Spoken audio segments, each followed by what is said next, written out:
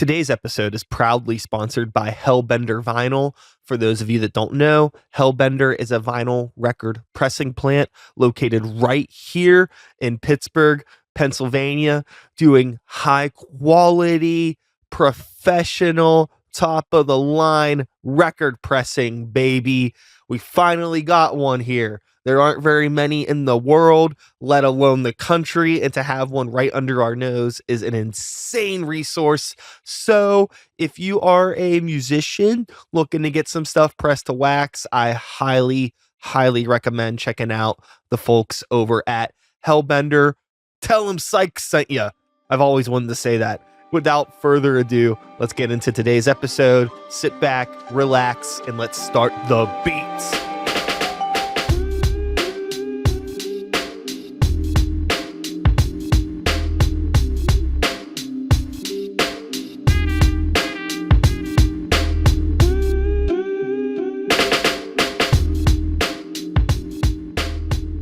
A big thing with this room, and a big part of the reason why I have everything displayed in the way that I do, is not only because I didn't have space for it in my house, but also because it gives me an opportunity to tell if somebody I've never met before is cool or not. Dude, I love that.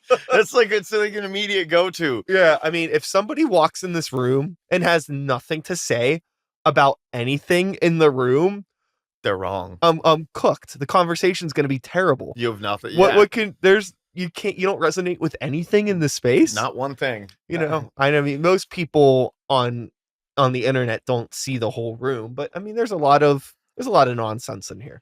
But it's like I was telling you about my space, though. It's like little chunks of your story. Like I fair to venture a guess that you are the Wheaties champion on that Wheaties box. I sure am. Yeah, see, that's obviously you've saved that long. That means something to you. Yeah. Like it could be the story behind where it came from, or it could be just the fact that you're like the irony of it. Like, look at me, I was a Wheaties champion when I was a kid. Sure. And some people don't like value those memories or value hanging on to things from their past or have a personality, and then they wonder why they're miserable people. Oh, that's a good point. And then that explains a lot of why you see, like you were saying, getting with somebody to change everything about them, and you hit the nail on the head. What's the point? But we see that every day, do we not? Like, sure. How many friends do you know that have been down that road, or even been down that road yourself personally, where you're like, dude? Well, that's the thing is, like, manipulative people, and this is a really funny way to start off this episode, by the way, we are recording, but but manipulative people, the thing is, they know that they're looking for a custom build, they're not gonna get it out the box, right? So they need to find, whatever ball of human Play-Doh they can, and just manipulate them and mold them into the shape that they're looking for. That's the thing. And there are people that will fall for it. I've known people that have, metaphorically also given away their Rob Zombie figures, on the pursuit of, love and happiness and family or whatever, which are all great things. But if you have to give yourself up for it, it ain't worth it. I worry about that all the time because, like, Kate tags along with me to like the first big show she's ever seen in her life was when we came to see you guys open for Trivium at the Roxy. Oh, wow. Hell yeah. Yeah. And I was like, no, it's fine. Like, I know these guys. They're really nice guys. So even if like Trivium doesn't live up to expectations, I know these guys will. Like, they're cool. And then being there, and that's the day that I met the guy from Allegheny Farms, that when Allegheny Farms was privately owned, that made the Grey Walker hot sauce, which I love so much. If you go to like any of my Snake Den stuff, there's a video dedicated to your Grey Walker hot sauce. Like, I love it. And I'm sorry that it had to go, but not everything great can last forever. Nor should it. But I get off subject whenever I'm talking all the time, but to bring it back, like, I don't want to be that guy that's like forcing the stuff that I like onto my girlfriend. I don't want her to think that, like, if she's not into Trivium, then that's going to be a problem in the relationship. Yeah. Or like, if you're not into going to shows, like, that's, it's one. Oh, I'm just, you're good. Thank you. Good. It's just one of those things. I don't want my personality to overshadow your personality. Like, I like you for the person that you are. That is why we're together. You know, I'm just sharing some of the stuff that I really enjoy with you in hopes that you dig it too. Yeah. And more often than not. The beautiful thing about bringing another person into your life is the opportunity to learn and share and grow together. Yes. Together. Yeah. Yeah. You know, I am a recently single individual, but Oof. it's okay. You know, I spent a couple of years with, you know, a very awesome person that I learned a lot from. Somebody that I was able to be myself around. We grew together, we shared so much stuff with each other, and like it was like a really cool and healthy relationship in that aspect. But for other reasons it didn't work out. But at least I was lucky enough to be in a position with somebody that wasn't like asking me to change myself. But I have also been in those positions as well. Same. You know, I think I that's think why we all have. it's really important to just like always unapologetically be yourself around everybody, even not in a romantic sense. It's like at this point now, I mean, we're both older individuals in the grand scheme of things. And it's like, I don't have time to like facilitate conversations with people that I don't vibe with. What's the point? Yeah, it's here's the thing, bringing up being older individuals. Like, I only look at myself as like 6 to 7 years old in that aspect. I know you're laughing right now, No, I but know I what you mean. really do have a point. Like, I spent a good 35 years just like trying to make everybody else around me happy, trying to attain this level of perfection to please people around me. And the one thing that I did have on the side was always like music, playing in bands. That was my form of expression. But even at that, being in a band, like, I wasn't the greatest guitar player. I wasn't the greatest drummer. And then as a front man, like, you still have more than one person in this band. So my ability to express myself still relied on 4 other people, 3 to 4 other people, depending on how many dudes were in the band. And it was like I went through a bunch of like a stretch. Not this is the part where I'm like, oh yeah, but it was a fact. It was a real life changing point for me. Like, I'd gone through a divorce. I lost my dad. Within a few years, I lost my uncle. Within a few years, I lost my, like, these were all people that were pivotal in shaping me, or they were like, on let's not mince words. A lot of my adult life was just spent proving my dad wrong, that I could be successful at anything just to be like, ha ha ha, see? Sure. And then when I didn't have that, I got really confused. And then, going through a divorce, you think you're supposed to do the whole white picket fence, get married, have kids. This is life. This is how it goes, right? Especially being from small town USA, middle of nowhere, like that's the grand scheme of things. You get the 9 to 5 job, you get the pension, you get the retirement, you make the money, and then you buy the house, you Sure. get the car. It's a And when all that, like, if my life was a snow globe, it kept getting shook like constantly, and it was uh utter chaos. And then I hit a breaking point one day and I was like, I don't know how to navigate this at all. And I called a friend of mine from another band who shall remain nameless because he will never take credit for it. He's such a good human being. I don't even know what possessed me to call him, because we weren't like on a real tight, real friendly, close level. uh-huh. But I messaged him. I'm like, you got time to talk? And he's like, yeah, let me give you a call. And we'd never had more, like, this conversation that we're having right now, Brian, is longer than any conversation I'd ever had with my friend before this. And we went almost 2 hours talking. And it was one of the most sound advice. Like, he went into his backstory of how he was like just this reckless maniac, and like some of what we talked about ended up becoming lyrics in the first Endbringer record. Uh, like something that he said, and it's a funny story, but it's not. Like, he was this reckless, crazy dude, and he was pummeling this guy outside this bar, and like, I mean, grinding the dude's face into the blacktop. It was a full blown ass whooping. And one of our mutual friends was like, "Hey, dude," and he just would not. And then the guy's girlfriend when they finally calmed him down to where he got off the guy's girlfriend's like, "Why don't you go back to whatever hole you crawled out of, loser?" And he turned and he looked at her and he said, "I'm not a loser. I'm a failure. A loser wouldn't have even tried."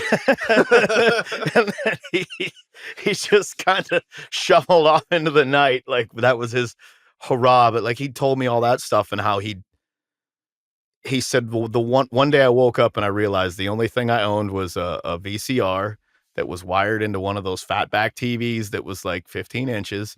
It was on a milk crate and those metal framed nylon lawn chairs. That's what I owned. He said I'd put everything I had into my band and touring, and yeah, that's what I had. And he said I came to a conclusion that the world's always talking to you. You just need to shut the fuck up and listen to what it's saying and what direction it's pointing you in. And I had to undo and I still struggle with it to this day. Like you have to undo like 35 years worth of trauma and piss poor decision making that got you this far. So in the grand scheme of things, like in real life, when I say I'm only like 7, Sure. I'm still navigating like how to have like a healthy relationship with a person, how to have healthy friendships, and how to drink alcohol responsibly. And you sure. know, Yeah. like not be that guy that I had the worst week in the world. Let's pound a 30-pack by ourselves, even though we're 5 foot tall, and see where this adventure takes us. You know, like, Yeah. I have over the past year really shifted the course of my personal journey with alcohol. Trying to I'm definitely not sober, and I feel like I'd be doing sober people a disservice by saying that I am sober. But I've really, really, really, really, really cut back my drinking. I'd say like probably close to like 99%. Like I had a beer at the Iron Maiden show. Give me a break. was it an Iron Maiden beer? It was though? an Iron Maiden beer at the Iron Maiden show. That totally cancels it out, though. Like that makes it totally fine. But that's the thing, and the reason why I'm bringing this up is because like the thing that I needed to stop was like drinking by myself or drinking at home. Like that's like it's like unnecessary. Like if I'm with the homies and we're out and about, it's celebratory, great. Yeah. But it got way too comfortable in my life where it was just like by default, like I'm gonna have a beer with dinner. Or by default, I'm gonna have a beer at band practice, or by default, I'm gonna drink a beer on the podcast. And it's just like, holy shit. It's like you're drinking a 6-pack of beer every day without even thinking about it. Yeah, it's automatic. It's like muscle memory. That's just by default. And then it's like, oh, if me and the homies are drinking, then you're adding on top of that.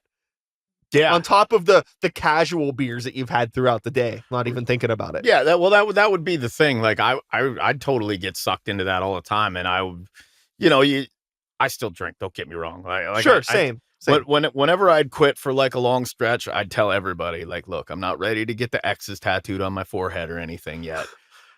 But like I from people around me, from growing up the way I grew up in the chaotic environment that I did, and seeing how you would think that I would know better than to even go near it. Just because everybody I knew that drank, that was older than me, that was supposed to be like a role model, like they just got out of control with it, like all the time. And I do enjoy beer. I like drinking beer. I like the taste of bourbon. I like the taste of vodka. Like sure, it's good stuff. The balance, like you said, the balance that I can't seem to find is, and it's, I wouldn't necessarily, like by St. Mary's, Pennsylvania standards, I am far from an alcoholic. When I would tell people that I worked with, when I still worked in a factory, that I'd quit drinking, they're like, well, do you need a beer like right now? I'm like, no. And they're like, well, then you're obviously not an alcoholic. I'm like, wait, what? Like, just because you're not jonesing for it? Like, no, because and I know this is kind of corny, but having a brewery as big as Straub in our hometown, and it wasn't anything for my granddad to come home from work and drink a 6-pack after he got out of work. Oh, sure. Or to hang out at the local VFW with all his old war buddies and drink some more beers. Like that was normal. It was normalized where we come from. Yeah, I think that there's I don't think it's about like what is right for the world. It's just like what is right for you. Yeah. Yes, Other people that's a have perfect way to put it. yeah, I mean, other people have different things that work for them in different ways, and that's fine. It ain't none of my fucking business. You know what I mean? It's just like for me, it's just like, hey, I just need to chill out on doing all this stuff. It's like I like the taste of beer. I like the taste of bourbon. Vodka, not so much. Gin, yes. You know, we have our things, right? Absolutely. But I try to equate these things that I like to other things that I like. It's like, okay, I love Iron Maiden.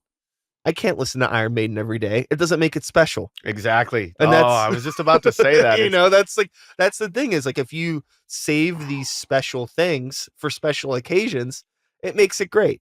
You Yeah. know, like if you get to the point where like, you know, like there was a point in my life a couple years ago where like things like, you know, fancy whiskeys and stuff like that. It got boring because I was drinking it every day. And all of a sudden it's like, wait, like these are supposed to be like special things. And now I'm just like, I don't even care anymore. Just And because, it's yeah, lost all of its like luster. metaphorical flavor. Yeah. You know, just like, yeah, luster's another good word for it. So I try to just like take a step back so I can appreciate it more in Oh, the opportunities that I'm able to engage with it um where I feel like it makes sense, like that it feels justified. oh, I get it. I totally get that. But just so we're clear, when I say like bourbon and beer, like I'm talking cheap swill. Like I'm all about the cheap swill. It's kind of what I was like, what you grew up on, you know, because I had my uncle that I just mentioned that I lost a little while back. He was like the big reason. He was the big push on why I became such a metalhead. He was that guy when you were like a little kid that you wanted to be like. He had the pocket tee with the pack of Marlboro Reds, the Uh-huh. denim jacket with the Megadeth patch on the back of it. Yeah, he sounds like a pretty cool dude. Didn't have his ponies laced the whole way up, Uh-huh. nor tied. Long hair, you know, and he had Black Sabbath records. Like I remember just putting one of those Black Sabbath records on, and it blew my mind. But like he was like Team Budweiser. Uh-huh. Like that's what you that's and you know, when I got older, when I was like 12 or 13, he had an IROC too. So like I'm really painting a good picture here. Yeah. We'd be hanging out at one of his places, and I'd be like, Dad, do you think I could have a beer? And he's like, no. And my uncle would overhear the conversation, and as he'd walk by, he'd be like, why don't you go check the speaker in the back of my Camaro there and make sure it's working right? And I'd be like, what? Oh, just go check it out. I'm like, I can hear it from here. It's work. Just go check it out, man. And then there would be like a beer hidden in there, and he'd give you the wink and the gun, like, Uh-huh. yeah, like he was that guy. And little did I know, like when you're looking up to a dude like that, like he had some struggles later on in life with addiction, like Sure. horribly. Yeah. And it's not what killed him, but it's obviously what shortened his lifespan. Having heart trouble and battling demons like that off and on is Yeah. just never a good thing. That's But the other thing too, is like realizing that like I ain't who I used to be. And like now if I'm drinking, it does affect my sleep.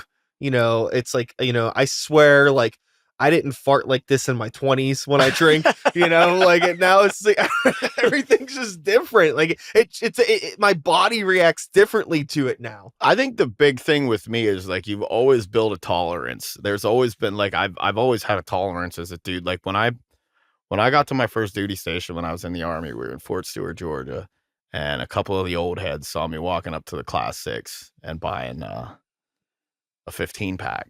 Or they didn't have the 15s. It was a 12 of Natty, you know, naturally classy beer. Uh-huh. And they're like, who you splitting that with, little fella? And I'm like, I'm not splitting it with anybody. Like, this is mine.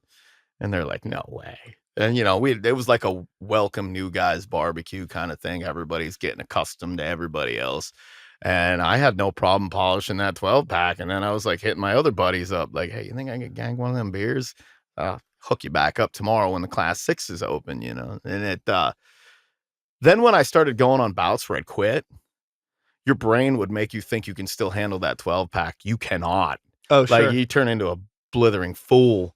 And I struggled with that when I would go on those long dry spells, not being able to mentally adjust, I guess. Like still thinking that you're, like you said, not as young as I used to be, so I'm not that dude, and you can't bounce back from hangovers the way you used to. And with the goals that I have in my mind, and not only just my goals like musically and professionally, uh like I have children that need to rely on me. Yeah, Like they sure. need to get places. They need rides. They need attention. Like you Uh-huh. can't be a hungover. Like, you know, uh, me and my kid's mother, we're very good at like split parenting, co-parenting. So, when the kids are over at her place, it's okay for me to cut loose because I know I'm not leaving them in irresponsible hands. You know what I mean? Sure. Yeah. So then I'll cut loose, but then they might come back to the house the next day. What good of a dad are you if you're like, everybody be quiet, nobody say anything, I'm gonna sleep for 8 hours? Sure. Like, as a parent, that's horrible.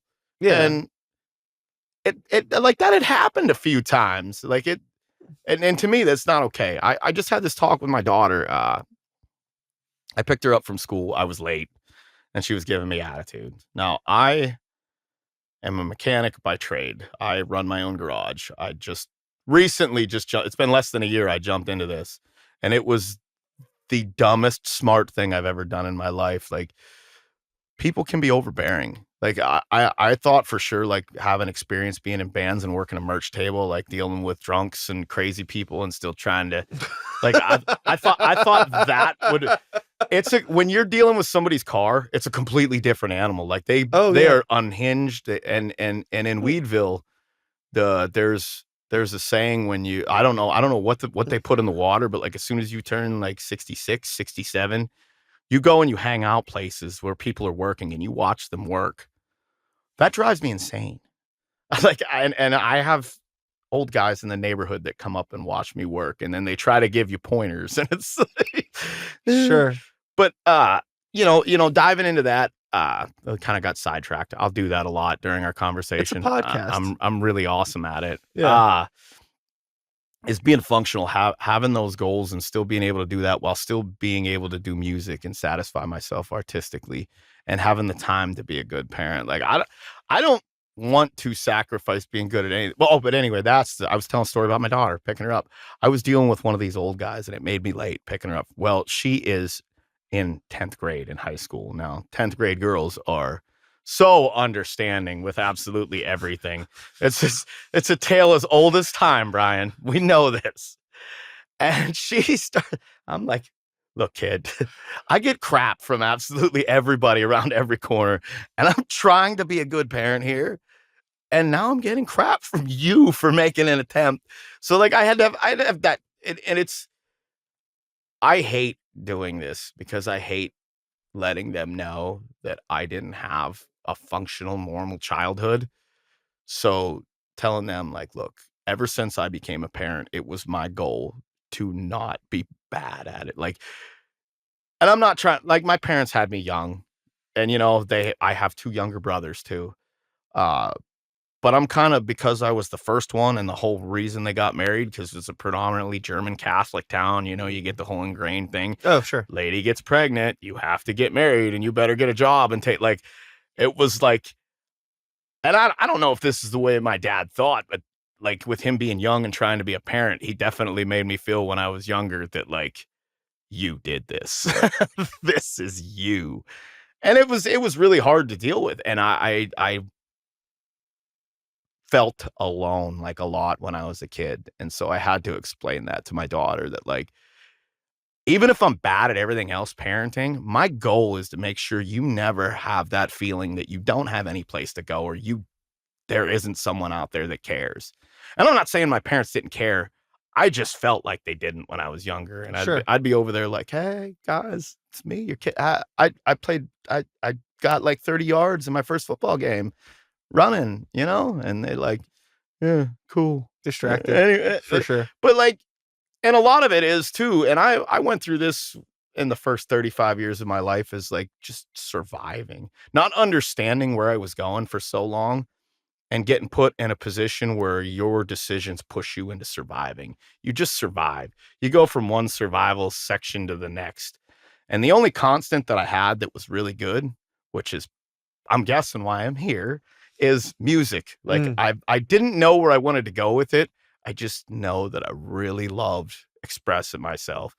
And I didn't understand what that meant when I was younger. I didn't start understanding it until I'd say it was before I had this epiphany years ago. And even though like at 35, I started looking at things differently, I had a compass with no map. I'm like, okay, I want to go that way. How do I go that way? Like, so it's been a real steep learning experience. And getting there is like, I feel overwhelmed a lot of times. And, it doesn't help when you put everything you have into a song and you're like, yeah, man. And then, but and don't get me wrong. When I see one of my friends' bands and their video blows up, I'm so pumped for them. And then I'm like, oh, those guys are out there doing it. They're killing it. Good for them. What did I do wrong? Like, why didn't our stuff do that? And that's such a bad way to look at things. And I'm hyper aware of it, and it makes it worse. So like, you kick yourself in the nuts Yeah. twice, because you kick yourself in the nuts by being like, well, why didn't my stuff do that? And then you kick yourself in the nuts again because you're like, why am I even thinking that way? What made you think that negatively? Yeah, I think that there are ways to take that observation, that self-awareness, and put more of a positive spin on it, because the intention of the question can be positive or negative, but regardless, it is a good question to ask yourself, like, yeah, what worked for somebody else that didn't work for me?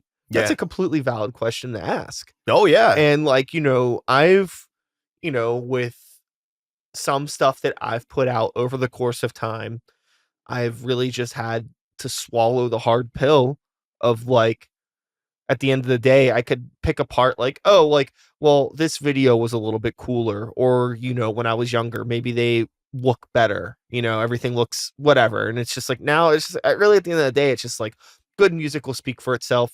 They have a better song. It could be something that simple.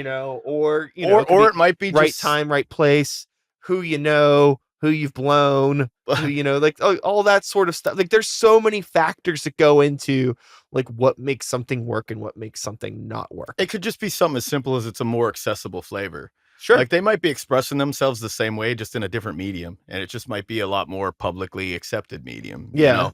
So, and like I said, being hyper aware of it, but like, being in survival mode for that long, did you ever hear Henry Rollins talk about his imposter syndrome? Mm-mm. I feel that, like, he said he became the singer of Black Flag completely by accident. He was just pumped up, jumped up on, grabbed the mic. They asked him to audition. Boom, he's a singer in Black Flag. So then they're like, hey, you want to do public speaking? Well, yeah. Hey, do you want to do some acting? Yeah. Hey, I'm going to start my own solo project. Great. Now I want to learn about government and travel the world and meet new and different people. And somebody once asked Henry, like, why do you keep jumping on all these crazy different things? You're kind of like almost like a Renaissance man. And he's like, because I have no idea what I'm doing and I don't want anybody to find out.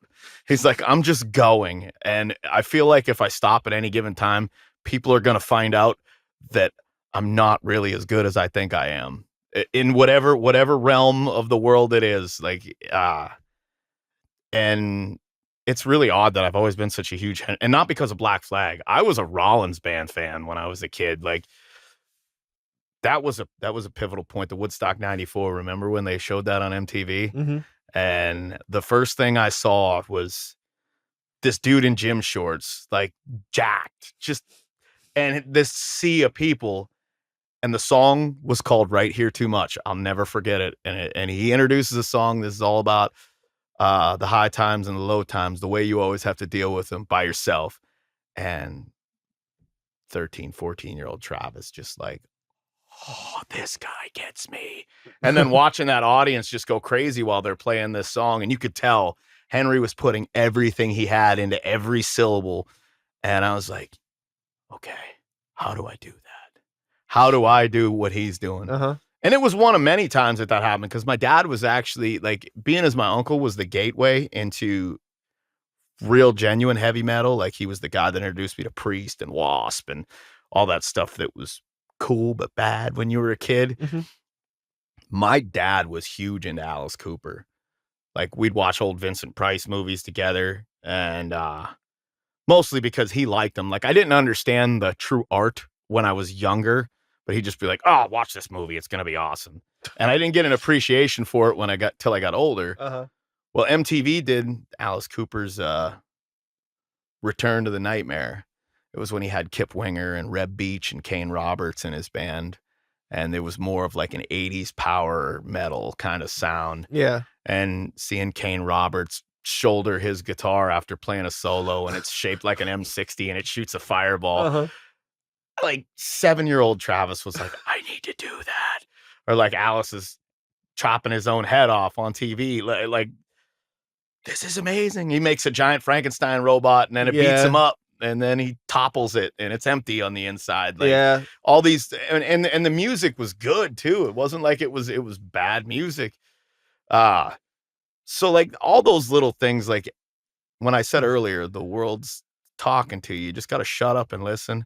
Like the world has been I feel like maybe I'm a completely insane, crazy person, but I feel like the world has been pushing me to like do something with some sort of artistic expression my entire life. I just hadn't really found out how to refine it until like recently, to where I'm happy expressing myself artistically, where I feel like what I put out there is everything. Like I've told you in conversations in the past that you always remind me of like the local Pittsburgh Mike Patton. Oh, and that's very, very heartwarming. Thank you. Because Mike Patton's fearless in whatever medium he's doing. Like he has no problem like putting together a band to do Italian show tunes, and then he can speak fluent Italian and everything while they're doing. Well, I certainly can't do that. Well, I mean, he just does it fearlessly. He doesn't think about who's going to like it or who's not going to like it. He's just unapologetically Mike Patton all the time. Yeah. Like he can come off as crude. He can come off as like mean. Like when it's an interview where the Wolf Mother was playing and he's like, why? Like, dude, that's downright hurtful. But that's just Mike Patton being Mike Patton. And if you listen to like a record like Angel Dust in comparison to like King for a Day, Fool for a Lifetime, it's essentially the same band, but there's a lot of different stuff in there, you know? And I feel like you do that. Like you fearlessly do that. Like you have the Normal Creatures thing, and then you have your solo stuff, and then you have the metal stuff that you do with Grey Walker. I still think there's still a little bit in there, but I'm a lot closer now to expressing myself without fear than I ever was in the past. And a lot of that, we were talking about relationships in the beginning, is I had to learn very late in life, the people you surround yourself with. Surround yourself with people that you want to be like, people that you think are successful, not necessarily people that you think are going to help you along the way, but like, just like, it's almost like having a constant goal in front of you. Like, wow, oh, I see what he's doing there. He's working real hard at doing this. Yeah. Like, I could do that. And like, when you have friends like that and then you do well and they're clapping for you, I never thought one of my favorite bands when I was younger, or when I first started playing in bar bands, Pittsburgh Skell. They used to come up to St. Mary's all the time, once, twice a year. And when I finally was in a bar band and they were like, hey, you're in a band, right? Like, yeah. Well, the next time we come up, why don't you guys open? And it's like, us? Like, are you serious? Like, that's not even right. We don't even write our own songs, dude. And he's like, who cares? It's fun. And then you go up, like we went up there and we did it. We were not good, but like just breaking the ice of that. And then like 3 bands later, doing shows with those guys, or like sliding Mike Polona CD and him being like, dude, this is really good. Like somebody that you look up to, that you aspired to be like, is now telling you that what you're doing is enjoyable for them. Like that's a whole, I don't know. Sure. Well, I imagine that it was probably really difficult to find that environment that you needed, being in such a small town. That's the big thing too. Like finding like-minded human beings that, like, there were a few times where you'd be in a band and you'd do really well. And then you're like, guys, I think if we did this, we could take this to the next level. Well, I got to work. Like, cause that whole, what started the conversation, the white picket fence, the American dream, the 9-to-5 job. And that's a lot of what I've been struggling with a lot lately, is the balance, like running my own business, knowing that I have bills to pay, but still utilizing that freedom to the best of my ability, so that way I can do what I truly want to do. Like, I don't want to be a mechanic. I do that. I do that because I can set my own hours, and it's something that I'm not horrible at. I can set my own hours, and I can find it. Like, I can take care of myself. I can Sure. take care of my children with it. Sure. Well, yeah, I mean, I think that this might be some of like the most like hippy dippy shit that'll ever come out of my mouth on this podcast. But earlier I'm you pumped. had mentioned that like, you're feeling like there's something in the universe that is calling you to create. Yeah. And I think that that is something that, I mean, I don't know what my belief structure is regarding higher powers or the environment or anything. I don't know why the world works the way it does, but I do feel like it is an inherently human characteristic to need to create. I mean, that's how society in general exists. Like a modern thing is everybody finding things to create. It may not be art, but also, if you want to break it down, there's art in everything. There's art in the engineering of these fucking shelves or these arcade cabinets or whatever. Like everything has a creative thing where people, human beings, have made these things exist. They've made these microphones work, these cameras, these hats, like all of this engineering and stuff, right? There's mechanics and nuts and bolts and everything. And it's because people were called to find something that they create. So, finding if your thing is music, Yeah. then, you got to figure out like how do you engage with that. But again, if you're in, in a small town and you have all of these other things, family, work, things that, don't necessarily they're not distractions, but they are just other responsibilities, right? Yeah. And Really it true. it just makes it hard trying to balance those responsibilities. But I think just making sure that you're in a space where everything is comfortable, everything is taken care of. So when you do have the time to engage with that creativity, you're able to engage with it in a positive way Fully. is Yeah. going to really help extend the lifespan of being able to do it for like a long time. Cause you could definitely be like, more of like a fuck the world, fuck everything, punk rock sort of mentality, get some stuff together and then it burns out in 8 months and you have nothing. Yeah. I mean, that could happen I've to seen that anybody. happen to plenty of people. Yeah. Um, or you just have to take time and be patient. And it's just like, hey, you've already been here for this long. What the fuck's the rush? The only thing that ever makes me feel rushed is social media. So I just try to stay away from it. Yeah. Yeah. I think that's where a lot of the. So, I mean, you had mentioned like seeing like a video and seeing like Yeah. stuff like, so, like you see other people moving and like other things and other people seeing success. But I guarantee you 9 out of those 10 bands are going through the same fucking shit that you are. Oh, I'm And their sure of own it. they have their own fucking lives, their own fucking thing, and they got a video out and it did well. Great. And the other thing too is like, as you and I both well know, like you could be whoever you want to out there in the social media landscape. You can paint yourself to be like, I have friends that they don't know a lot about how underground music business works at all, but they see that we're playing shows and that we played in Boston and that we played in Baltimore with Samara, and they're like, "You're out there doing the thing. You're really making it," knowing full well that those trips they just paid for themselves. Like we didn't make any money, but we didn't lose any money. So to make it like you're really doing it, like no, I still have to come home and go to work, dude. Yeah, Like I mean, I still have to do.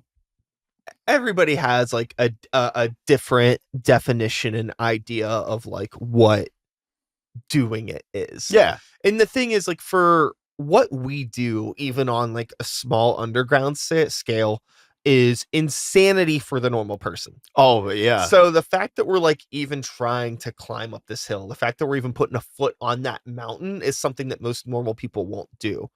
But your perspective gets skewed once you're on the mountain and you're just seeing other people that are climbing, and there's people that are climbing better than you, faster than you, and it's like, shit, what am I doing wrong? But not taking a moment to realize like, hey, you know what, it's cool that I'm even bothering to try. That's It's it. great that I'm on this fucking mountain and I'm meeting friends along the way, and sometimes some of those friends fall down, some of them pass up, sometimes you might catch up to some friends that were moving fast metaphorically, and now all of a sudden you're in the same place, and it's like, whatever, it's all love. It's not a competition. It is art. It is an expression of self. Life is short. Riff hard, riff fast while you can. 100%. Yeah, like I think I totally needed to have this conversation today with you, because it's been a couple weeks like I've been struggling with that imposter syndrome in the back of my head. Because good, that's normal, because if you don't have that feeling, that's when you need to be worried. Oh, really? Like, to be completely honest, when you think you're like, look at how good I am at all this stuff. I mean, I think that you don't want to be that person. Nobody you does. do not want to be that person. Now, you don't want to live in a life of total discomfort, but I think a cautious skepticism of self is a very healthy thing to have, because it's so easy in the world of rock and roll to go unchecked. Oh, you got to bring yourself down to reality and understand what's going on. Even now, like I'm currently rolling in 3 bands right now. I front Endbringer, I front Samara, and I play drums in Volume by Alcohol. And then Dave Mariski from the Upstage and myself Dave's also the drummer in Endbringer. We have decided to take this psychotic venture into, I hate calling it a record label because that's not what it is, but I don't know how else to describe it. Like, it's just like no contracts, nothing like that. Like, we really just want to help bands. It seems like what you're trying to do is kind of like help facilitate some organization and cultivate a community. Yes. Yeah, you hit the nail on the head. And having guys like Dave and, ironically, the drummer in Samara, Sean, like, and Ryan's another big one in Samara, the guitar player, that keep you grounded. Like, cause like if I didn't have somebody pulling the reins, I'd be all go like all the time. Like, I'd be booking weekender after weekender after weekender. And there are a few guys in those bands that would be like, yes, let's go, because real life is horrible for us. Like, not horrible, but it's like in the comparison of the two, doing a weekender with your friends is way more fun than putting in 16 hours 3 days straight in a garage. Sure. Like it's just facts. Like, yeah. But keeping it into perspective that there's a business behind it, there's a job. So like you can't just go you just can't go off the rails and go crazy. You have to have some sort of order, and having guys say, hey, did you think about this? And bring up something that you completely didn't think about, like a travel route, like something as simple as a travel route. Like, did you consider that if we routed this tour this way, we could make an extra stop and cut our drive time in half, giving us the opportunity not only to play another show, and like, no, I totally didn't think of that. Yeah. So like having people that, and it's brings us back to the whole thing we started with, relationships, like being able to have those conversations in your band without anybody getting butthurt, or like having an ego to where like, how dare you question my authority? You know what I mean? Being flexible enough to understand that we all have the same goal. It's just to play shows and write really good songs that we're proud of. You know? So, and having guys like that, and especially with this whole, and that is a perfect way to describe what Gray Matter Records is going to be. We're facilitating. We're just like, and don't get me wrong, not to make it sound insane. Like, the idea is to make a few bucks at it too, but like not make a few bucks at the expense of somebody else. You know what I mean? Like, I don't want to be digging into somebody else's pocket. I want to, and I do this all the time. You can ask my friends in Assault on Fifth. Like, I want them to be able to play shows. They necessarily can't afford a sound guy. So I'm always like, yeah, I'll just haul my PA system. Just play your asses off, would you please? And they never disappoint. They're good dudes. So like, you have no problem. Like, I have no problem driving an hour one direction to help them out. Financially, that's a terrible idea when you're trying to make money at it. But at the same time, if I'm going to be successful at this, I want my friends and I want people that I see that have that look in their eye that I had when I was 15, 16 years old and had no idea how to do it. But see, Small Town USA comes into play here, because when I was 15 or 16, all the older guys that were in bands, They're like, here's what you got to do. You got to play covers, because you play the covers and they got to be the covers that the girls like. Because when you get the girls in the door, then I'm like, so I just play a bunch of songs I hate. And like, and it kind of soured me being in a band I for a mean, it's one while. way to do it. And then when me and my friends got together, we realized that we were all subpar. And you're going to laugh. And I know you've heard this name before. Everybody has. My very first serious band was named Beaver Squeezer. It was the first serious band. Cool. Anyway, not only were we terrible at naming bands, we were at best subpar musicians, Sure. you know. So we figured if we were, and it was like a game changer, just not on purpose. We figured since we weren't going to be very good at playing, we might as well play songs that we like. So when people were like, "Get out of here, boo," we were at least happy. We were fulfilled at the end of the day because we were playing songs that we liked, and we never ran into it. Like, people were like, "Hey, we never hear anybody play those songs." Well, because, you know, when you were in a band in St. Mary's, if you didn't follow the top 40 blueprint, they you know, think about it from a bar perspective. They want to make money. That's a easy, fast way to make money. Have somebody come in, play some AC/DC, play some Skinnerd, a couple of Bob Seger tunes, moving on down the highway, you know? But Skell, seeing them, like, I wasn't even 21 yet, and they used to play, I used to live adjacent to a junkyard. The guy that owned the junkyard rented a house to my parents, and right across the way was this place called the El Casino. It's called the Wildwoods now, but back then it was called the El Casino. And when Skell would come to play, a couple of my friends were like, "Yeah, they're a metal band from Pittsburgh." And I'm like, "Metal, like AC/DC metal?" And they're like, "No, like real metal." So like I'd sneak over there, and they had a sliding glass door, like for a mobile home, on the one back side of the building, so you could kind of peer in from the outside. And they started playing like Coal Chamber and Pantera.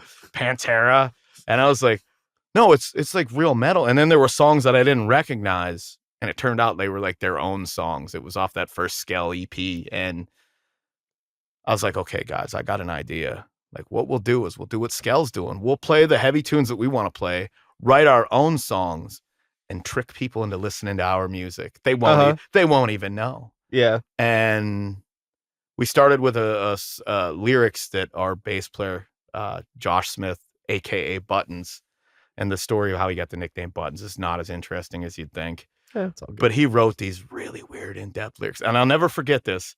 We put this song together. We recorded it in our friend's shed, and I was playing drums on it. You know, I'd come up with the riff, and our guitar player, Craig, had refined it to what it was. The song was called "Get Your Ticket." It was all about being a sellout. And like, if you know, like how when you sell out, people line up around the block, but are you really happy? You know, and it's about being at that crossroad where balance and happiness which, wow, I didn't realize that we were going to come full circle the way we did just now. But that song happened. And when I played it for one of those old heads that said you got it, he's like, "Wow, we tried writing our own music back in the day once." I'm like, "Yeah." He's like, "Who wrote these lyrics?" And I said to the guy, "Buttons." He's like, "Wow, you guys write some really deep lyrics." I'm like, "Deep? Like, is it really that deep?" And he's like, "Nah, because all we wrote about was like getting drunk and getting pussy and stuff." And I was like, "Oh, I guess in the grand scheme of things, that was way deeper than what you guys are." Just the fact that we were even mentioning a feeling made it there was more depth to it than whatever you guys were doing. So I don't know, just having that little that happen was a big game changer. And then, you know, personalities in bands. The band, I ended up quitting the band. They ended up continuing on without me. They only did a few more shows. They finished off the record that we were working on, and it turned out really great. You know, the guy that they had drumming on it, Dan Caruso, like, took what I did and like kind of built on top of it. And I always thought that was really cool. And I even told him so. Like, even though I was still kind of butthurt over it, like I was still giving credit where credit was due. Like, "Dude, you took what I did and like amplified it. Awesome. That's great." And then I ended up starting a project with a bunch of friends of mine, the whole Death Rattle thing, which is where I met you guys. Yeah. Not knowing that I knew Joey beforehand. That was really weird because the whole time you guys were playing, I'm like, that looks an awful lot like the drummer from Project Reconnect in Emporium. And it was. He just didn't live in Emporium anymore. Nope. Yeah. Yeah. And I was just telling my girlfriend Kate this while we were at dinner at the brewery, that your merch table was the first time I'd ever seen like the grid thing with a band at our level. I was like, wow. Everybody else just has a box of t-shirts and they're like, you want a shirt? Okay, never mind. Like you guys had it was gridded out, it was lights. And you were talking about taking the pieces of clay. Chris Jericho actually said that in his book Around the World in Spandex, where like every little spot that he stopped at was like taking a chunk of clay to build what Chris Jericho is nowadays. And like seeing your merch table, having a little bit of success writing songs, like over the years, I've been unknowingly taking little chunks of clay to get to where I'm at now. And I think that might be where the imposter syndrome comes in and the frustration because, 25 years. And like, I mean, how many dudes can say that they did their first tour in their 40s? Sure.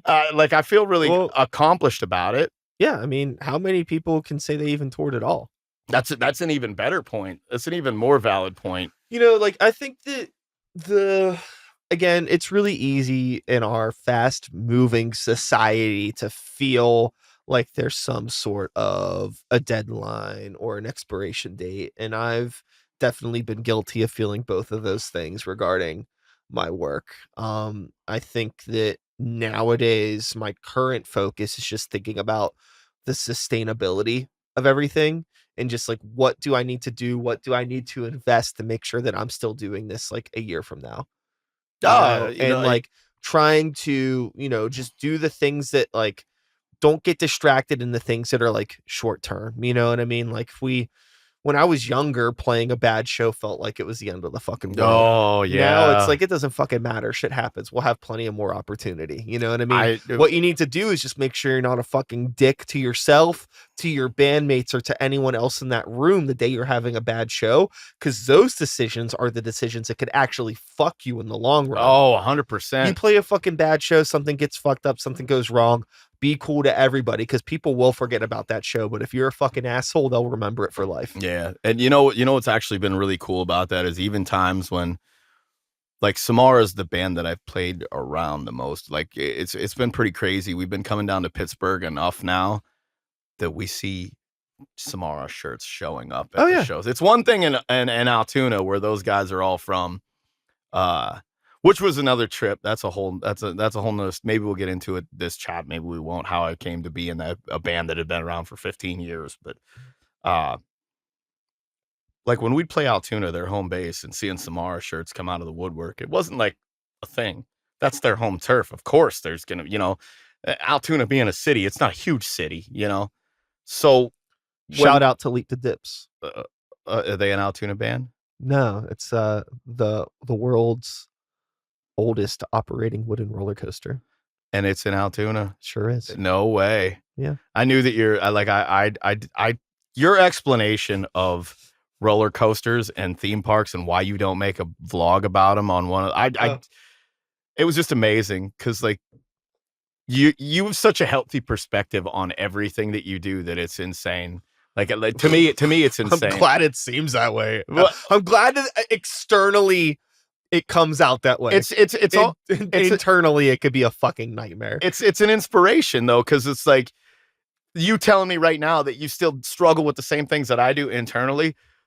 On the surface, that's not how it appears. Like when you're talking about going to all the theme parks and how you're a theme park junkie and how you thought about doing a podcast or doing something like a vlog where involving theme parks, and you're like, no, I enjoy that. Why would I want to turn that into that is the most adult thing I've ever heard a dude in a band say in my life. Like I'm going to say no to something because I want to keep enjoying it. You know, like I don't want to monetize this or try to like every dude in a band is always trying to monetize absolutely everything they do. So that way you can make a living at it.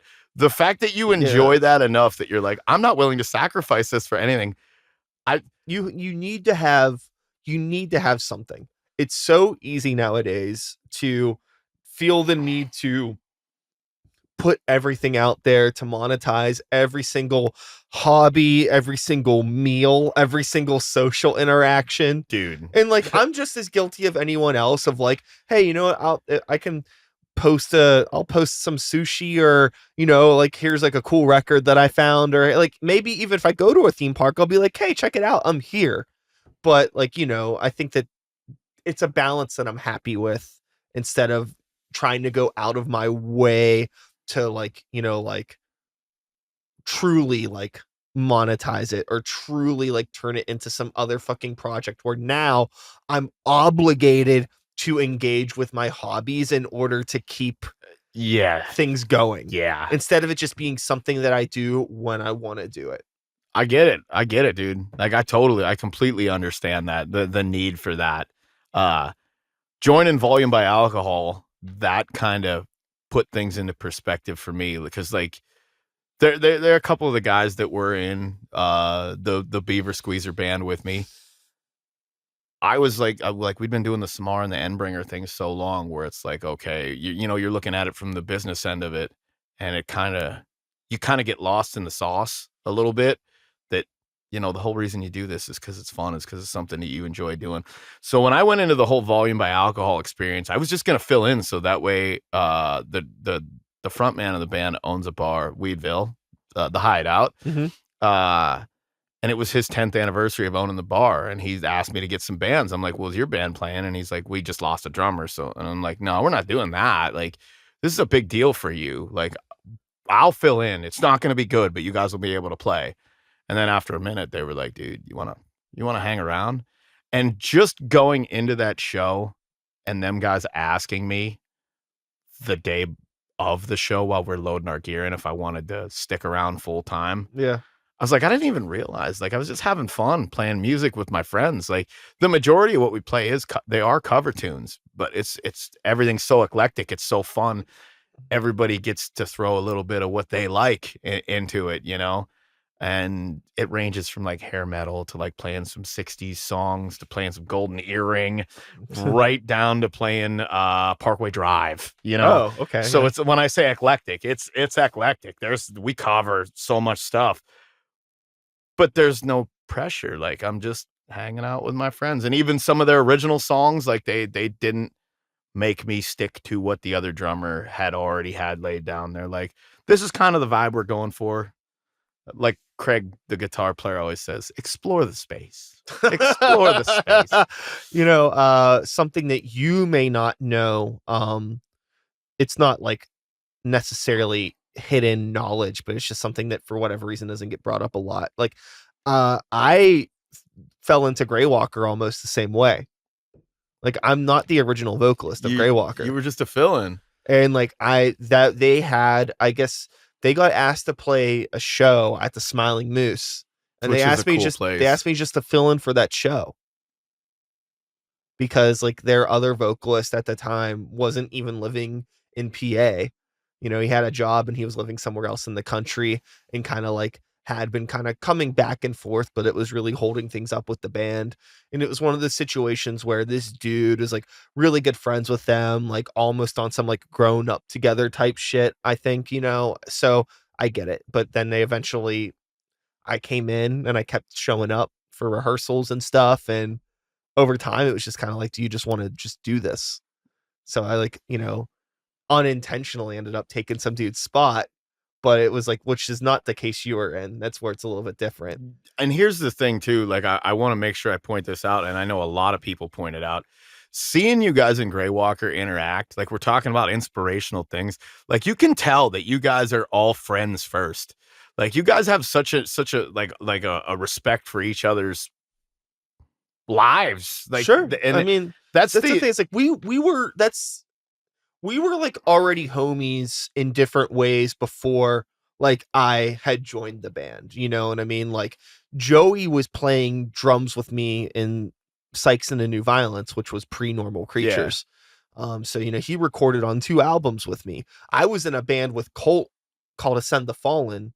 Yeah. You know, so me and Colt were already in a band together. Like, I knew Evan and Ricky I knew everybody. Like, so we were already like homies. Our bands were playing together. Like before Grey Walker was Grey Walker, they had they had a band called Mara that was Joey, Ricky, and Evan, and then a different bass player, different vocalist. Right on. And like in Ascend the Fallen played with those guys, so it's like we knew each other. It just ended up being this type of thing where it was like bands kind of like fell apart, people change, and all these people that are always hanging out anyways ended up being in a band together over time. It's like what ended up happening. I didn't think we'd get to this, but that's exactly the Samara thing. That's how that happened. Like those guys had two different, like the band had been around 15 years, so they had their rotating front man. They had 4, maybe 5 different front men. And when Endbringer, we were in our infancy, we were doing like speakeasy shows during the pandemic, like you're not supposed to get together, but hey, there's a show here. Don't tell anybody. And like, because we wanted to play. We were a band that was 110% born from that. Like we had started practicing. We realized that we were onto something and then we weren't going to be derailed. So, irresponsible, probably, but we had a lot of fun doing it anyway. And Dave started plugging into his old connections. Like, hey, we could have like 2 or 3 band showcases. And we did one of the first shows at the OG Upstage with Volume by Alcohol with their other drummer. And it was a lot of fun. That was one of the first shows there. And we did a live stream with the Assault on Fifth guys. And then Dave started plugging in. I know these guys, Samara, they're cool. They showed up and they were so loud. They kept like everything. They had so much stuff. The breaker in the building kept going. And then finally we were like, dude, why do you guys have 2 bass rigs that are that huge? Can we turn one off? Well, then their front man was also a bass player. Bowser was a great dude. This just goes back to like Bowser wasn't necessarily a people person. So he's just like, yeah, we can, but why? Like, like he was real to the point about things to his own detriment. And don't get me wrong, talking to him outside of the band, Bowser is a sweetheart of a human being, but he took his art very, very seriously. And he had already decided that he was leaving the band, and they had already had another guy coming in. And we did a bunch of shows with Bowser on the helm, and then they had another guy between me and Bowser named Eric who was there for about a year. And I'm not sure on the story with Eric, and I didn't ask because none of my business, Sure. But the whole time Endbringer had done shows with him, and they said as a joke one time, Dave, if you're not careful, we're going to steal your singer. And they're like, we think he'd be like he'd be the puzzle that would complete this, or the piece that would complete this puzzle. And Dave's like, call him up. And they're like, what? It's like, call him up, see what he says. So the modern day, nobody calls anybody. Facebook message. And I was like, yeah, okay. Yeah, this seems like normal conversation. So then I actually did call Dave, and I'm like, dude, are you canning me? You're trying to get me into this? Because I was like, I ain't trying to step on anybody's toes. I don't want to, And they're like, no, Dave actually suggested you. I'm like, Dave, what? Like, Dave suggested you. So then I called Dave, and I'm like, what, you trying to get rid of me or something? Like, he's like, no. He's like, you want to go and do these things. Like, we just want to play some shows around here. We don't want to do anything. At the time, Dave's like, I don't want to do anything big. He's like, I have a whole life here. I have kids, like I can't make that work. Yeah. And we had our guitar player, Ed. Ed had just gotten like this banging job, and it's the first like great job Ed's ever had in his entire life. So if we were to try to do anything, we're not only jeopardizing it, like Ed's finally doing well for himself. So we're going to pull the rug out from underneath him. And that was Dave's whole thing. He's like, so go hang out with those guys and see what's up. So it's like, Altoona, that's an 1.5-hour drive from me for rehearsals. So I had to lay down an ultimatum, and I messaged them guys back, and I'm like, all right, here's what needs to happen. We need, like, I can only practice these days. I can only practice this many times a month. If we're going to play shows, we're going to play, we're going to do things. And the response was just simple as this. Sounds good. This Saturday seem okay? And I was like, because the list of demands, I was thinking in my head, I'm going to drop this list of demands. I'm going to lay the gauntlet down, and they're going to be like, yeah, pound sand, who do you think you are? Uh-huh. And when they were like totally okay with it, I was like, okay. And then I was really worried about coming in because I would ask those guys, they had 15 years worth of material. And I'm like, this is going to be weird, guys, but some of this stuff they've had some really eclectic, really amazing singers and songwriters in that band, but it didn't resonate with me. Like I was having a hard time putting my spin, like even just a flow, like dudes would do things Like the cadence of yeah, thing. they would be out of character for me. And I would ask, can I switch a few things up? They're like, just do whatever you want. And then we'll just take it from there. If we don't like it, we'll say no. So I showed up at the next rehearsal with like all these lyrics and all kinds of different stuff. And at the end of every song, they're like, perfect, perfect. Like they were just so supportive and so cool about me being in the band. And honestly, like that's what I said when I was rediscovering. All this stuff happened while I was going through all that negative stuff. So it was like this yin and yang. There was a balance. And I feel like that I struggle with that internally all the time. Like, Sure. The bad and the good, like you almost feel like you have to suffer to get to the good stuff, you know. It's like I don't know if that's a blue collar thing or what, but yeah, if something comes easy, it feels like it's not right. Yeah, it's like it's unfair. Like, yeah, convenience is a red flag. Yeah, yeah, just, and honestly, that's like having that survival childhood into survival adulthood has seriously programmed me to see that, and it's a work in progress. Like half of the battle to me, I think, is just recognizing all this really weird, bad shit sure, that I have going on in my head. But like I said earlier, I have the compass. I'm just got to finish drawing the map. So that way that way goals and things are they're like set in stone. They're crystal clear. I'm not just like, well, let's try this way. And oh, well, that I fell on my face there. Let's try that. Like instead of taking the throw shit at the wall and see what sticks, let's try to take a little bit more educated approach. So that way we're not so flustered. And I'm being as like you know, like I said, the first time I ever toured was I'm in my 40s. I'm gonna be 43 here in a couple of weeks, and there's always that internal time frame, which is so ass backwards because when people are like, "Wow, you're in your 30s and you're still in metal bands, huh? Writing all your own stuff." I was like, "You can do that at any age, bro." I just saw Iron Maiden. Exactly. Like, yeah, those guys are twice our age. Well, maybe twice. Close. I don't think they're in their 80s yet, but I'm pretty sure they're in their 70s. Alice Cooper's knocking on that, and he is one of the best live shows I've ever seen, and I have seen him recently. Like, I every time he comes through Pittsburgh, I try to make an effort just because not only does it mean a lot to me because that's kind of like the roots of where I came from, but at the same time, like, it's a great show. Sure. It's like watching all like the strange case of Alice Cooper with the Vincent Price narration and seeing Nurse Rosetta kill him on a regular basis. She sticks him with the needle when he sings Dwight Fry, and then at the end of Dwight Fry, he kills her. Alice played in Clearfield, and we watched it, and I'm sitting there watching it with it was my girlfriend at the time and my brother and his girlfriend, and it was just like the copy and paste version of that show. I was like, wow. And then we went to see me and my ex-wife went to see them at AE and on the outdoor stage, and he does Dwight Fry, and I'm like, this is the best part. He kills Rosetta, and he starts choking her, and she stabs him, and he falls down. I'm like, that's not how this is supposed to happen. Like even at this stage of the game, Alice is still throwing curveballs. Like he's still finding fun ways to give you a great show. And I noticed that, and this is another reason the way you inspire me.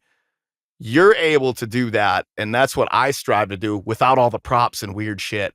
Like you're able to capture someone's attention. You're able to come off larger than life when off stage you're just this regular dude that you can have a normal conversation with. But up there during those songs, it's that Henry Rollins intensity mixed with the Alice Cooper showmanship with no props. Because I never wanted to be that dude that had to, like, the 80s kind of soured me on that, like props and dressing up and all that stuff. It all seems silly to me. And I think that's why I gravitated towards Pantera so much in 90s Pantera, let's be specific. Because they dressed like me and my friends did, but there was an intensity there, man. It was just sure. Yeah. And having dare I say, having friends in the music scene that are around my age, that are at the level that I feel like I'm at, that are inspiring to me, is that's one of the coolest feelings in the world. Like I said earlier, having the Skell guys all of a sudden become my friends, to where like uh every time I came down to Pittsburgh when Keith was still alive, I would hang out with Keith every time I came to Pittsburgh. Like we were on a phone call, how you Yeah. doing kind of basis. This was a guy that the first time he said, well, if you want to, you can go ahead and use my drum kit, kid. And I was like, I don't feel like I deserve to play this drum set. Sure. First meeting, this is a total sidebar, but I love this. I had everybody had the Pantera shirt with the rattlesnake in the skull. It was like the sepia tones, but it was a skull with a rattlesnake wrapped around Yeah. it, and it just had the distressed Pantera logo. Uh-huh. I wore that the first time I was old enough to be in a bar to go see Skell. And while we're sitting there watching the band, they take a beer break. I'm talking to my friends. I'm like, I can't believe they like these guys are legit. Like they're the real deal. And somebody brushes into the back of me, and I turn around and it's Keith. And like we were all in awe of like his drumming ability, because he was just so smooth and so good too.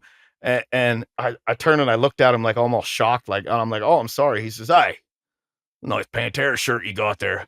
Got something for your ass in the next set." And then they went up and did like a 4-song Pantera medley. And I was like, he announced to me, random guy in the audience, that he was going to do that. Mm-hmm. And then like just going from that to like I said, hanging out when Hell Yeah came through and played at the Altar Bar, and being like, Keith, are you going? Like, yeah, I'll meet you there. We'll have a beer. It'll be great. Just having that relationship with somebody that you admire. And I still admire all those guys, like Mikey P and Mike E, all the stuff that those guys have gone through over the past handful of years with the tragedies they've had to go through. And I just got a message from Mikey P a few weeks ago. Hey, Trav, we're working on a thing. We're almost show ready. We got a solid lineup. We're just those guys still like going forward, even after every like having that kind of inspiration. And maybe I think we're having a little breakthrough here, Brian. Maybe like having guys like you and the Scale guys who still just do it because they love it. Like it's a part of them. This is my art. This is how I express myself. Do we really need anything else? Anything other than that at the end of the day? No, you don't. Yeah. You don't. That's the thing, is like life it could be so fucking complicated, but really it's so simple. We're really, really basic creatures, just that have very simple needs and urges for, just dopamine hits and find things that make us feel good. And it's just like hanging out with my dirtbag friends playing degenerate music is what makes me feel good. So that's what I'm going to fucking do. Yes. That is the best way to say it. Because have you ever seen any of the Smart t-shirts? We call ourselves PA Dirt Metal. like, we really are dirt bags. I mean, it's simple. It's like you can overcomplicate it. There's nuance to it. You got to also be mindful of yourself and the people around you. And that goes back to the beginning of our conversation, and watching the boozing and the other substances of different properties, whether they be another type of liquid, or a natural herbal type of property, or like some weird of a chemical powder, whatever it may be. You got to be mindful of all of that. Hey, Lemmy, as stout of a bourbon guy as Lemmy was, he said everything in moderation. Yeah. And like you said, that's what makes it enjoyable. Like it makes it special. Like I only ever got to see Motorhead once, but that is so important to me, because it brings you back to the Pantera thing. Granted, I don't dress up like a Civil War general, before I go on stage, but that's how Lemmy dressed in regular life. So like, here were some dudes that were okay just dressing the way they dressed, getting up there and just playing some kick ass in your face rock and roll. Yeah. And as I know it might be mind blowing, but hearing like a song like I Ain't No Nice Guy, like Lemmy had something to say in there in some of those songs too. Like it wasn't all just like Born to Raise Hell. And although those things were cool, like, he still had his moments where he was still trying to get you to feel something at some point in time. Yeah. And I don't know. I mean, at the end of the day, as larger than life as Lemmy was, he's still a human being. Yeah. Yeah. And Just, he made no bones about that whatsoever. Like, he went to his same favorite bar. He played a touch poker machine and had some liquor drinks. Like, that was, he bought his apartment on the Strip because it was closest to his favorite bar. It had nothing to do with how big the apartment was or how flashy it was. It was a little 2-room apartment, and that's where he lived. Why? Because my favorite bar is right down the street. I don't have to drive. Like, how much more of a down to earth human? Like, this is a guy that had action figures named after him. He was worshipped by millions across the world. yeah. And he's just like, Well, you find what you need, you find what makes you happy, and just once you actually obtain that thing, like, don't take advantage or don't neglect that you've had it. It's so easy to, like, actually, like, not realize what you got till it's gone. that is huge, and also a Cinderella song. Yes. But But that's the thing is, like, and I've kind of had that epiphany in more recent years of my life. Like, what the fuck am I still chasing? that Like, dude, like, it's like I got, like, I'm taking care of myself. I'm in a band with my best fucking friends. I got a house that's fine. I can, if I want to, if I want to hop in my fucking car, I have a car and I Yeah. can hop in it and I could drive somewhere and get myself a fucking burger, no sweat, whatever. Like, if I want to go to a fucking show, I can go to a show as long as I'm not playing a show. Oh, what an inconvenience. I can't do this thing that I want to do because I'm busy hanging out with my best friends playing rock and roll somewhere else. Isn't that something? Like, it's like, bro, it's like, it's so easy to get caught up in stuff, but you have to, like, really look in the mirror. Just be like, dude, shut the fuck up. You have everything. That's Like you've, like, riches that most people will never have, or things that people want. And, like, you're just taking advantage of it or not appreciating it. as my friend said, so you're really doing the thing. Yeah. You're doing the thing. Like, and I think from the beginning of our conversation to now, it's really kind of opened my mind a little bit to that. Like, I've gone through this. Like, when Death Rattle ended, I was like, I was in a band with some, and the drummer, when he left, like, he left, like, angrily. His whole goal was, why aren't we making money? And it was like, we were putting money back in. Like, the machine was feeding itself, Mhm. and he couldn't really grasp that. So he kind of took it out on everybody in the band, and he's a dude that has a hard time accepting personal, like, I'm not gonna dog the guy a whole lot, but he has a hard time accepting personal responsibility. Like, what have I put into this? What could I have done to make things? Sure. So when the band ended, it soured, like, a really long friendship that I had. And I'd started going through the separation, which ended up leading to the divorce. And my dad had just gotten sick with cancer, like, all these things. Transition. Yeah. I'm like, I'm just done. I just don't want to play music anymore. I just don't have it in me. I like it's, and I think that lasted less than a year before.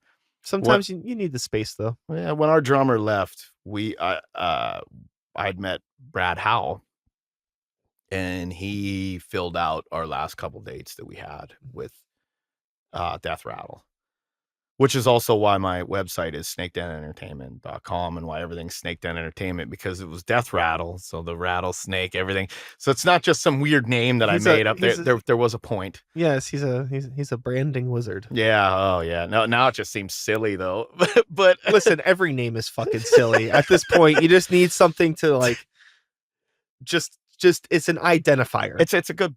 Well, I've never liked Grey Walker as a band name. I'll go on record and saying that. Lots of people think it's a good band name. I think it's a really stupid band name, but it works as a very simple identifier that's easy for people to remember, looks good on t-shirts, so I'm not going to complain too much. Your logo is rad. I'm not going to complain too much about it. But Brad had played drums and sorted out the last couple shows for us, and then he's like, "Hey, I've been hanging out with my buddy Ed and Dave Mariski down here in Clearfield." He's like, "You ought to come down.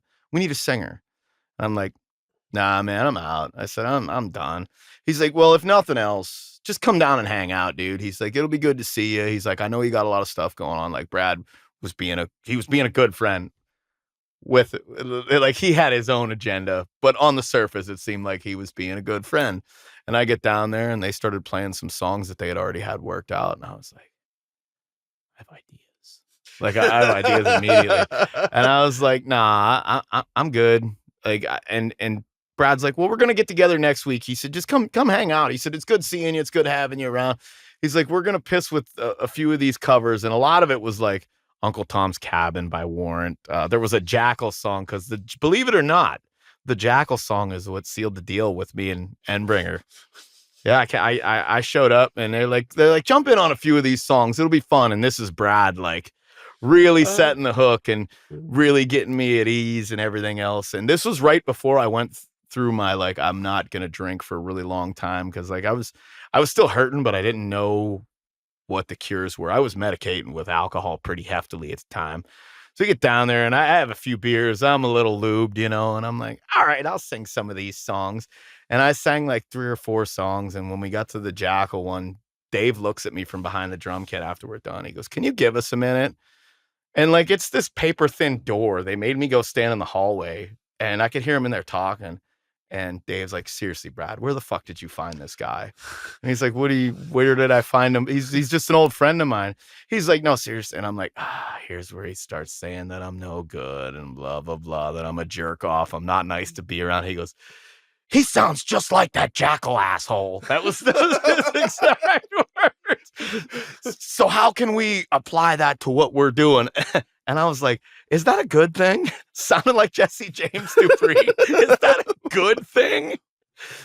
I do like Jackal. I enjoy Jackal's music. I have a pretty eclectic taste. Anything from like NWA to Roger Miller. Sure. And anything in between. Yeah. So the door opened back up and there, Dave, Brad, and Ed, all 3 of them are staring at me. They're like, look, you need to be in our band. And I was like, I don't need to do anything. They're like, no, we really want you in this band. Like, we think it'll be fun. Brad says you're a good guy. And I was like, well, I'll think about it. And I knew I was going to do it. It's like the Mafia. It's playing hard to get. It's like the Mafia. Once I get out, they just keep pulling me back. You know, but it was exactly what I needed at the time. And having a good friend like Brad that really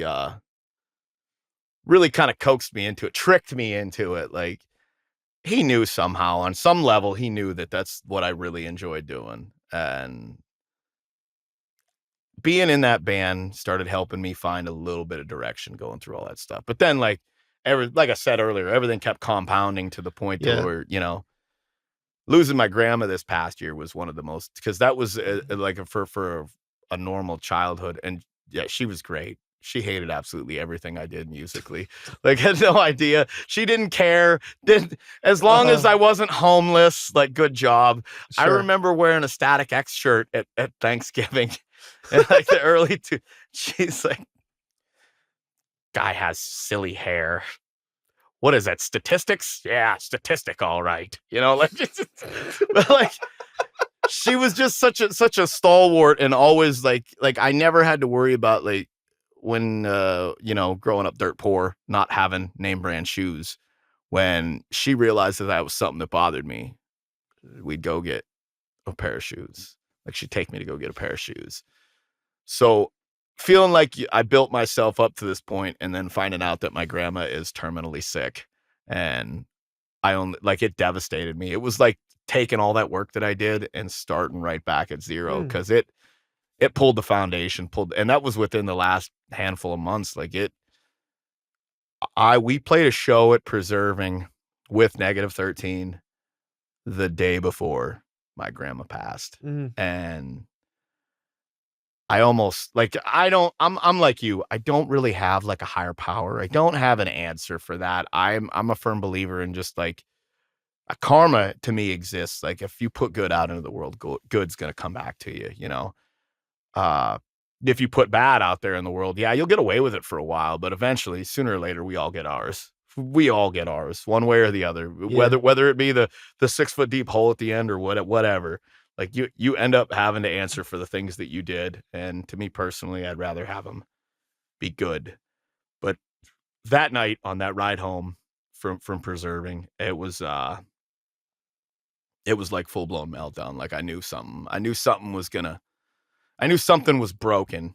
Yeah. that wasn't going to be fixed easily. Like, I just got this really weird feeling on the way home. And then my aunt had called me that morning and said that she had passed away. And I left.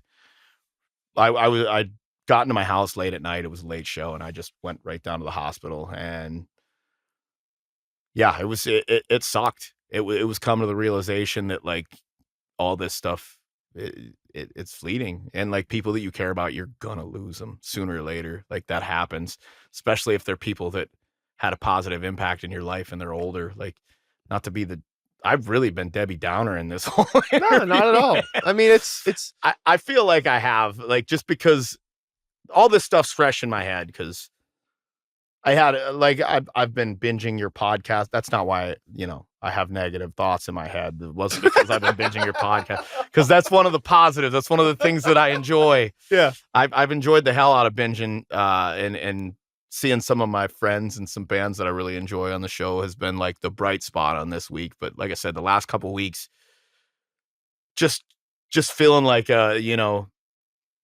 somehow like you don't belong. Like, all the success that I have musically, well, it doesn't seem like much to somebody else.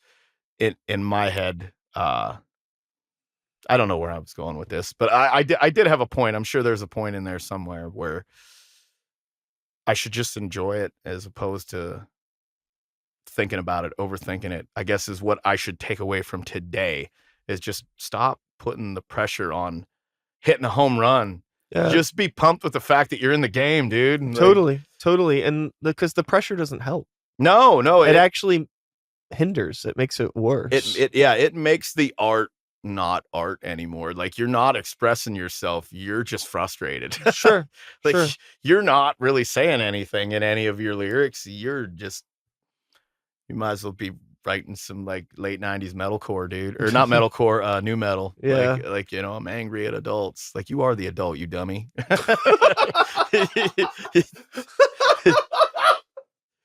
That's really funny. Oh shit. But all of that, like, still being able to be a rock guy and then be a positive influence on my kid, that's a big reason. Like, the past year has been a roller coaster. Like, I quit my 9-to-5 job with a full-blown retirement package and everything. Wow. Yeah. Just quit one day. I was just like, I'm not doing this anymore.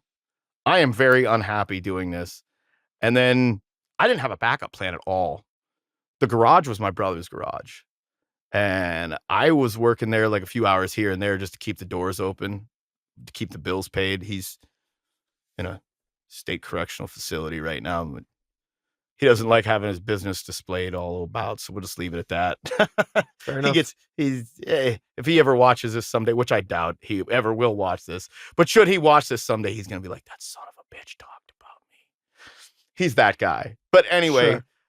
I'd been running it part-time just to keep bills paid, keep the lights on, just a few hours here and there, doing weird odds and ends job, oil changes and shit like that. And I left that factory job, which I had 15 years in there. I was making admirable amount of money. Like, my bills were paid and I still had some left over at the end of the month all the time to go do fun stuff, play shows. And I had my mortgage payment in my pocket. I had to pick my son up from school when I got out of work. And there was another stop along the way.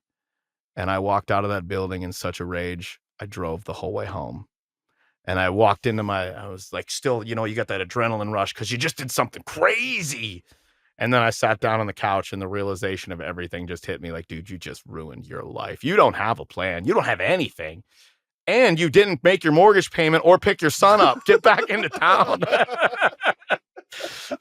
So I had to go the whole way back into town and right those wrongs. But then I'm like kind of hyperventilating, Totally. and like kind of losing my mind. And I'm like, well, we're just going to do this garage thing part-time. And then slowly but surely, like, Dave started giving me a little bit more responsibility with the upstage stuff. So now I'm like, the gears are turning. Why don't I turn like Snake Den Entertainment into like a .com? Why don't I start trying to sell some t-shirts or do something? Like, you like this, you enjoy this. Why don't you?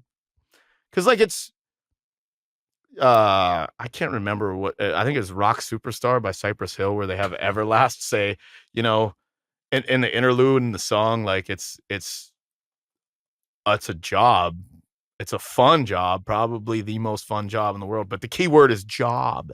Oh yeah. It's still a job. And I feel that way about music all the time. Like there's a business behind it. We all know it, whether we know how to, like, I have no idea what I'm doing with it. I'm trying my best. So then it started turning into like, let's book some more shows, like with my bands, and like help other bands start booking shows. Okay, now we're building on something. Now we're getting something going here. And that, I think that's the big thing where the pressure comes from. Because there was where I was at monetarily with that 9 to 5 job, and now there's the money that I'm making now, which doesn't even compare. Like, Sure. I went from comfortable living to scraping to get by, and the worst part of the only part that scares me is not being able to provide for my kids. Like, that brings me back to that point, like being a not attentive parent, making my kids feel like that they don't have a place to go, or that I can't be a safe spot for them, you know? Like, oh, you're having a hard time, or like, oh, you big cheerleading competition's up and your cheer shoes ripped. I want to be able to be like, here, go get some cheer shoes. You're gonna kill it while you're out there. Yes. You know, Yes. like, I not only want to be like a moral compass, I want to be able to be like a provider to help them understand that, yeah, life's gonna be hard, but really treasure the people that you had. Like, for example, my grandmother. When someone gives you that little gift, something as simple as like a pair of shoes, or that haircut that you always wanted, which when you look at your senior picture years later, you're like, wow, nice flannel too, you dork. Yeah. Totally. You know, but that haircut helped me, like it helped me kind of retain some sort of semblance, because I went to the same high school as Joey. Like, I don't know if the world knows this, but this is the product of 12 years of Catholic education. Like, Yeah. it was a private school. Everybody wore uniforms, and I don't want to say everybody, but there was a group that was very judgy McJudge face when it comes to things like, and when in the 6th grade, when one of the kids at school saw my mom paying for groceries with food stamps, because I didn't know what foods, that was back when they had the booklet, like, going to school that Monday was devastating, because I'm like, wait, what do you mean I'm poor? Because I didn't even know at the time. I thought that's how everybody lived. Yeah. And then I Sure. had to really think about it. And I'm like, oh, we move from apartment to apartment all the time. My dad only works like whenever, like, shit. Sure. So hitting that, like, that was tough. But like I said, I always had my cassette tapes to fall back on. Back then it was, I'd mow grass, get a few bucks, and then what if I could get a ride to Ames, pick up the latest edition of Metal Masters on cassette tape, which had Judas Priest, Wasp, Crocus. Oh my God. The things that I listened to when I was young. Like, I still listen to Priest, don't get me wrong. I still love Priest, and I can throw in Painkiller whenever and be happy as a pig in shit, Hell yeah. like, at any given time. And it's not about whether it's old or not, or whether it's like, at the time I thought that stuff was cool because my uncle thought it was cool, but it helped me form my own identity when I got older, I guess, Yeah. For sure. uh, yeah, I didn't really have a direction after that as far as this conversation. Like, it's kind of running out of steam, not really running out of steam, but like, I think the whole thing was centered around mental health. So how do you shift gears from that to go somewhere else, Well, I think sometimes, you reach a point with a conversation or a song you're working on or a car you're working on or whatever it is where you're like, I just need to stop and reflect on the work that I've done before I move forward. Huh. So maybe now's a good point for us to stop our conversation It today, it could be. and you can always pick it back up at another time. We have been talking for an hour and a half. Oh, and and that's one of the things It that I like flies. about your show is, like, I could listen to a whole episode and then not realize that I had just put 8 hours in at the shop.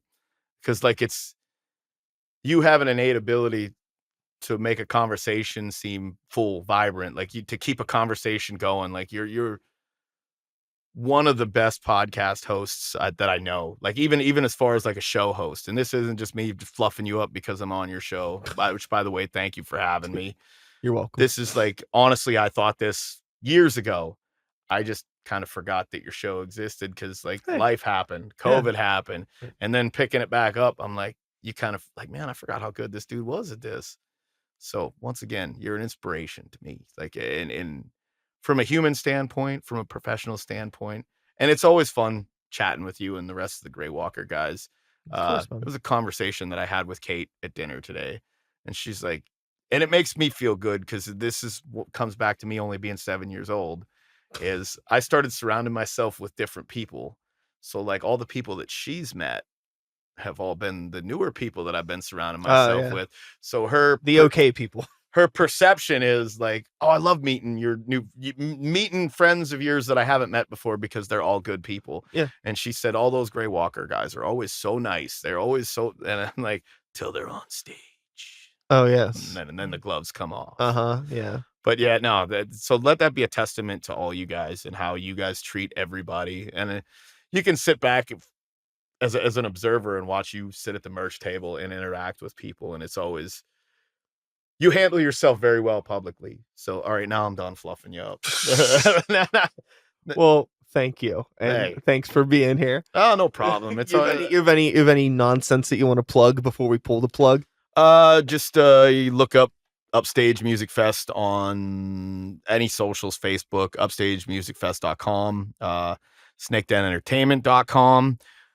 You can find anything, like search Snake Den Entertainment on Facebook, all that stuff, and you'll find stuff that I do. Samara PA is what we go by because there are 2 Samaras. One's from Ohio. They have 2 R's in their name. We only use 1. We're lazy. And are you? All right, that's enough. Endbringer. Did I say Endbringer and volume by alcohol? Yeah. Look, if you look all that stuff up on the socials, you'll find us. Hell yeah. You'll find something that I'm doing. Look me up. It'll be fine. We can be friends. Yeah. Well, I don't post anything interesting. Hey, you know what is interesting? Hopefully people find this conversation if they're still here, I guess they did. Unreal. Well, thank you all for being here. I will be back again next week with another episode. Same time, same place, same channel. You know the drill. My name is Brian Sykes-Howell. Start the Beat is the podcast. 2024 is the year. And until next time, take care of yourselves. Take care of the people around you. Peace out. We did it. That was a fucking podcast. Woo! I didn't realize we had started when we started, and then I was like, well, we're too far into the rabbit hole.